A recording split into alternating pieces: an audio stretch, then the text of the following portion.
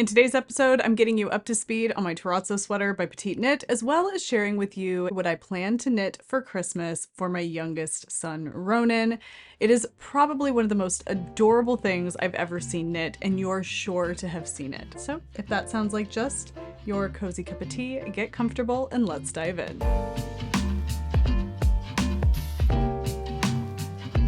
Hello, and welcome to the Wool Needles Hands podcast. My name is Tayler, and I will be your host. Today's video is exciting for me because I have some things to update you on. I actually have one project I'm sharing an update on, and then a future project that I can't wait to do, and I'll tell you all about that, and I want to dive into it today. Today's going to be a short episode, I'm almost certain of that, because today is my mom's birthday. I have a roast on, I have a yogurt pie in the freezer right now that I made from scratch, and if you would love that recipe, I will be sharing my recipe for my yogurt pie over on the Patreon. It'll be available to anybody that drops by. You don't have to be a paying patron, but if you do decide to stay and be a paying patron, there's lots of fun content over there to check out. But I will have that over there as well, and a link to my very favorite melt in your mouth roast recipe that I use every single time. It's an absolute no fail. It's not my recipe, but I will share a link to where I found it. All of that will be over there on Patreon for you to check out. But that is what's going on today. So it's my mom's birthday. I'm doing the roast, I'm doing the pie. They're coming over for dinner in a little bit, and I wanted to get this filmed, share all this goodness with you, and then get it edited and up for you, and then spend the rest of the evening with my family. It's really nice to be here today. This last week was very intense and lots of things coming one after the other. And so knowing that we're moving into a new week that's hopefully a little bit more streamlined is good. My kids were home on Wednesday of last week with allergies that hit all of us really badly. And then they were home on Friday because there was no school due to staff development. And then they're also going to be home tomorrow, which is Monday, because it is parent-teacher conference day. So the whole day is booked out for conferences. So it's been just, October is like this. October and November are just a lot of ups and downs with scheduling and all of this kind of stuff. Okay, I'm ready to get into it. First of all, those of you that commented on my last project update video with all of the positive, uplifting comments about my Toraso sweater and my neckline and all of these things, I thank you so much. I have read almost all of my comments so far, but I've gotten a little slow on getting back to them this last week for things, the same reasons I mentioned before. But thank you guys so much for all of your warm comments. It means a lot to me to be encouraged to finish something. So we're going to go ahead and start with the Toraso sweater. Here is my Toraso sweater on Gladys herself by Petite Knit, and my neckline is finished. And it is a full 8 inches of twisted rib, full front and back twisted rib, and I'm really happy that I did it. That I finished it, that I didn't short it, or that I didn't, get so frustrated that I stalled out. I'm just really happy that I finally buckled down and finished it. So here it is, the full 8 inches. Now, when I fold it over, it makes such a lovely turtleneck. It really is very pretty, and when I try it on, it looks really nice as well. I'm not interested in putting this on for you right now. I'm wearing, should I put it on? Okay, you know what? I'll put it on. I'll put it on. Just a second. Let me take this off. We'll put it on so I can show you how it looks. Here goes nothing. A lot of people say whenever they see me without glasses on that it's like a whole nother look. When you see people that wear glasses typically and then they take them off. Here I am without glasses. I see myself without glasses all the time, but I always tend to have them on when I film. Okay. Here it is. This is what I have so far. There we go. Okay, a couple of things. Do I have it on right? Is this the front? Why am I? Yes, this is absolutely the front.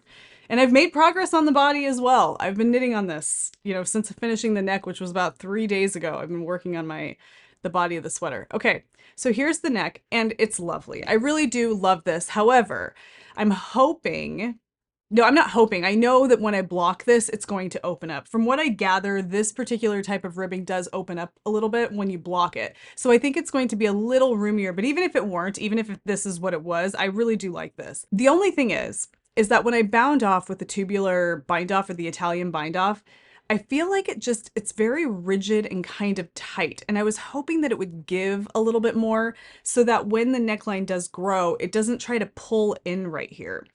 I'm not going to make any decisions until after I block the sweater, so I'm just going to leave everything as it is for right now. But if I feel like after I block the sweater, it's still very kind of rigid and tight and it doesn't open up as much as I'd like, or it doesn't lay as relaxed as I was hoping, I'll probably unpick the bind off and just do a traditional bind off. Because I just find that a tubular bind off tends to be kind of tight. I don't know how to loosen a tubular bind off. If anybody knows how to loosen a tubular bind off, drop it down in the comments. In fact, I could do a quick look right now just to let you know, because I'm not exactly sure how to do that. Mine always kind of comes out a little bit rigid, a little bit tight. How to loosen an Italian bind off. I mean, I think one of the things that you can do is just do it looser. not work it quite so tight. Yeah, that's pretty much what I'm getting here.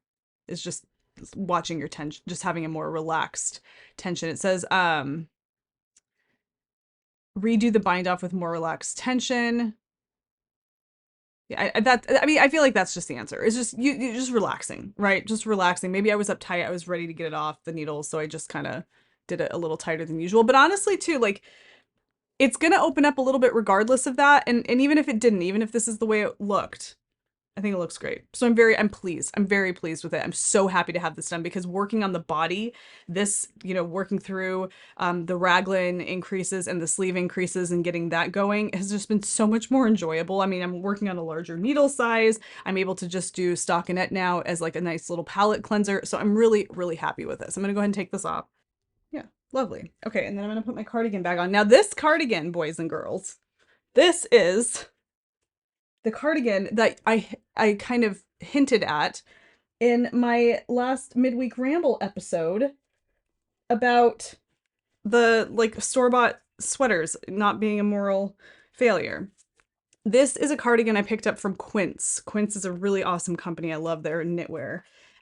It is a Mongolian cashmere cardigan. I'll just pop a picture up. I know it's kind of hard to see it, but this is the one that I purchased. I have been eyeballing a cardigan just like this, and then when this one came across my eyeballs, I started eyeballing this one because I absolutely love the look of this. It's exactly the cardigan I love. The shape, everything, the color is fantastic.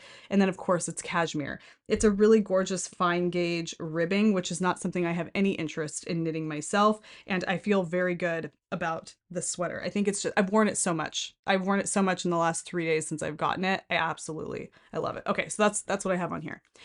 All right, my Terrazzo. Loving this. I would say that I mean, when it comes to recommending this, I think it's a fantastic sweater. I don't know if I'm in any place to recommend this pattern for anybody. I think you just have to kind of decide if this is what you want. I will say that I did not love doing the neckline, but as so many people mentioned in the comments, it's totally worth it. I do agree. I think it looks fabulous. I don't know if I would love it as much if it were just a basic knit one, purl one, rib. I kind of like the standout nature of what almost looks like a fisherman's rib, if you will. I guess that's what you would call this. I just think it looks really nice. It looks really high end. The only thing I'm concerned about at this point is just that rigid edge right there. But really, I think it's something that, I don't know, will either ease up with blocking, or I'll unpick it and make it looser. I don't know. But that's my plan. That's my Toraso. And I am so happy to have that behind me. Like you probably do understand, but yeah, absolutely thrilled to have that behind me. Should we leave her here? I'm just going to set her back a little bit. Okay. The next thing I want to share with you is kind of like, it's just the sweetest little thing. I'm going to move her off to the side. Bye, Gladys. We'll see you later. My son, my youngest son, he's in second grade. He's an excellent reader for a second grader. I'm so thrilled because he's just an excellent reader. And his teacher has gotten him interested in the Frog and Toad Are Friends book series, which I think is lovely because I love that series of books. I love the little claymation cartoons, the old ones, and I love the books. I just think it's such a tender series and such a tender little pairing of characters. Okay, I absolutely love them. Well, he came home one day and he brought the books, a couple of the books, the early readers, and two decent size Kohl's Cares stuffies, the frog and the toad. And he said that because he's reading the series, he gets to bring the stuffies home for the weekend to take care of. And they were, you could tell that they were like freshly washed and they were so adorable. He just loved them and took care of them all weekend, took them everywhere we went, slept with them. It was the sweetest thing. And then we started watching the claymation cartoon and he fell in love. Well, he goes back to school the following week, continues to read, and he brings them home the next weekend. And he said that his teacher told him that he could take him again because he's now reading another one of the books in the series. And he was just, and I think what it was is that he kind of developed an attachment to them. Now, I'm not one for just going out and buying your children things that you know that they're going to love just at the drop of a hat. I don't do that. I mean, we all spoil our children at one point or another, right? So whatever.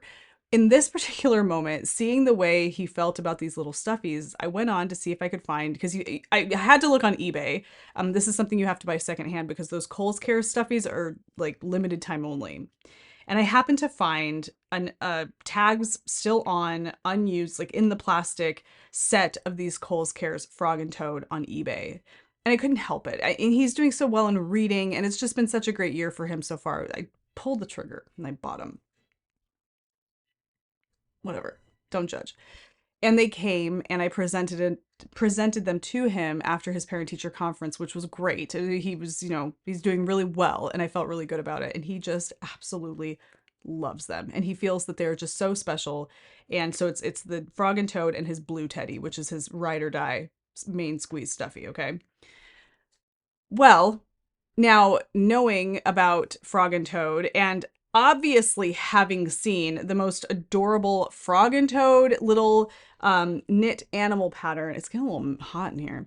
I told myself that I was absolutely going to knit Ronan for Christmas the frog and toad knitting pattern. This is just the most adorable little pattern for the frog and the toad. And I've seen these. I've seen these before. I've been seeing these. In fact, I feel like I saw videos on Instagram of like little stop motion animations with these little characters. And I think they're just so sweet. And I've always looked at them as being something like, oh, it's adorable. I absolutely love that. I probably would never make that. And I'm at this point now, after knitting that, ribbing, where I'm like, you know what? No, for my son, who I know would absolutely find these just so precious, I think it would be something really special to do. And so I'm going to knit these for my son, Ronan. And I pulled out some yarn that I think I want to use for this, that I think would be soft. I mean, I prefer to use soft yarn anyway. So most of this yarn is soft, except for one I feel might be a little bit more toothy. Okay. But I'm going to share with you what I have planned in terms of yarn for frog and toad. Okay. I have to have the picture up so I can see, so I know which one I'm talking about here. So here, just a minute. Okay. For frog, I have.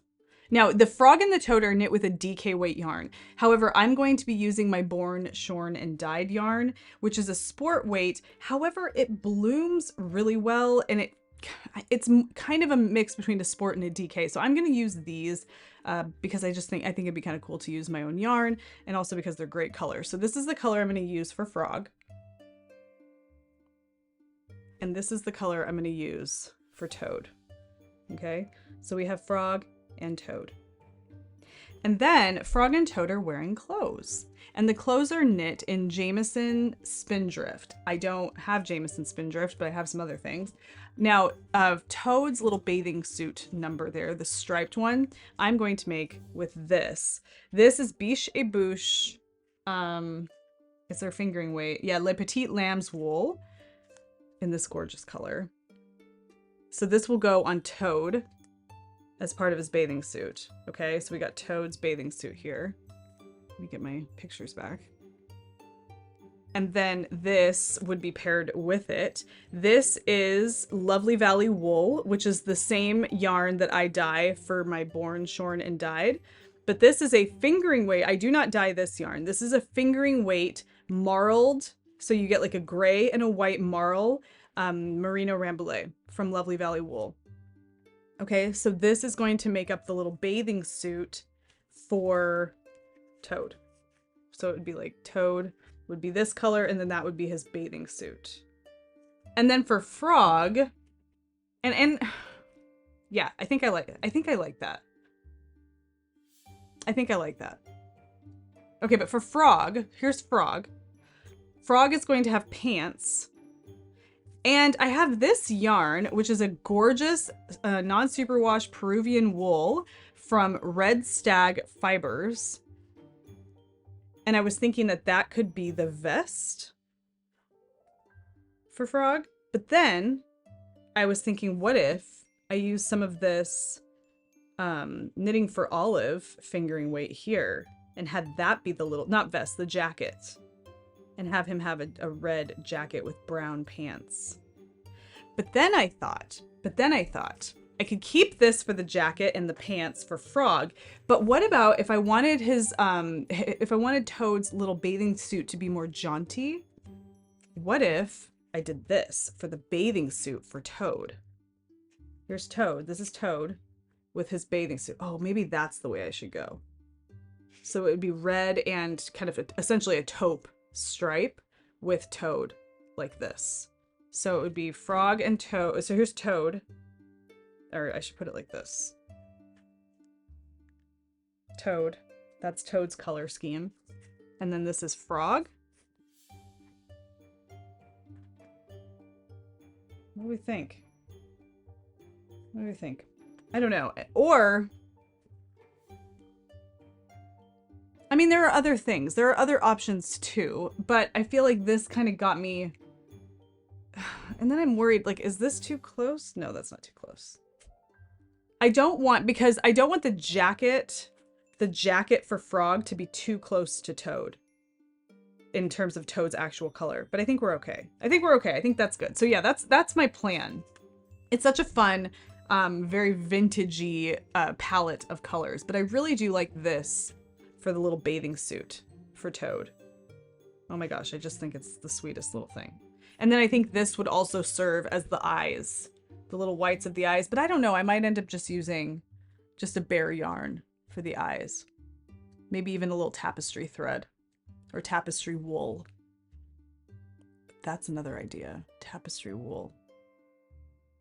I mean, I have tapestry wool, but I don't think I have enough of each color. I don't know. What do we think? Because that's kind of where I'm thinking I want to go with that. But I absolutely want to make Frog and Toad for Ronan for Christmas. And I know that this is going to lead to Angus like, well, what about me? Here goes the sun again, guys. We're doing that in and out thing. But Angus was going to like, well, what about me? What are you going to knit for me? And I don't think that he would appreciate Frog and Toad as much, but I do know for a fact that he wants me to make him an Enderman. An Enderman? He wants me to make him a Minecraft character. I have to ask him which one it was. But there is a Minecraft. It's either an Enderman or a Ghast. It's not a Creeper. I can't remember which one it is. But it's one of the Minecraft characters that he wants me to make him. Maybe I will do that for him for Christmas. I don't know. I kind of love the little woodland animal idea. Like if I did Frog and Toad for Ronan and I did some other woodland animal for Angus, he would love that as well, because they just love critters. They just love little things like this. And of course, this isn't full stuffy size. These are small little friends, right? So it'd be more something they can play with, and that's good. So I might do something similar for Angus, but I haven't figured it out yet. If you have any recommendations, let me know. But that's my plan. So that's what I have planned. That's it. That's all I have for you guys today. I have nothing else. I finished Alan Wake, so that is done. I'm now playing the expansion called The Lake House, which is awesome. But in terms of Alan Wake and that, I have finished it. It's very open-ended. I don't think they're making a sequel, and if they do, it's not going to come out for like another 5 years, I'm sure. Fantastic game, very Lynchian. I loved the David Lynch style of storytelling, and the ending was, in my opinion, that way as well. It was great. I loved it. I absolutely loved it. And yeah, that's all I got for you guys. Thank you for hanging out with me. Like I said, if you want to know my yogurt pie recipe and be linked to the really fantastic roast recipe that I use, head over to Patreon. It'll be there for everybody who decides to join as a free member and anybody else other than that in terms of paid members. And if you like what you see there and you like the additional content, maybe becoming a patron is right for you. You guys, it means so much to be able to hang out with you here today. Thank you for being with me and listening to me jabber on about these things. I will catch you guys on the next episode, which is going to be a midweek ramble episode coming out on Wednesday. Until then, happy knitting, happy making, happy whatever it is that you're doing. Take care, be well, and I will see you soon. Bye. I hope to see you guys over there. If you do choose to head over there, thank you so much in advance. Until I see you guys for Sunday's project update video, happy knitting, happy making, happy whatever it is that you're doing. Take care, be well, and I'll see you Sunday. Bye.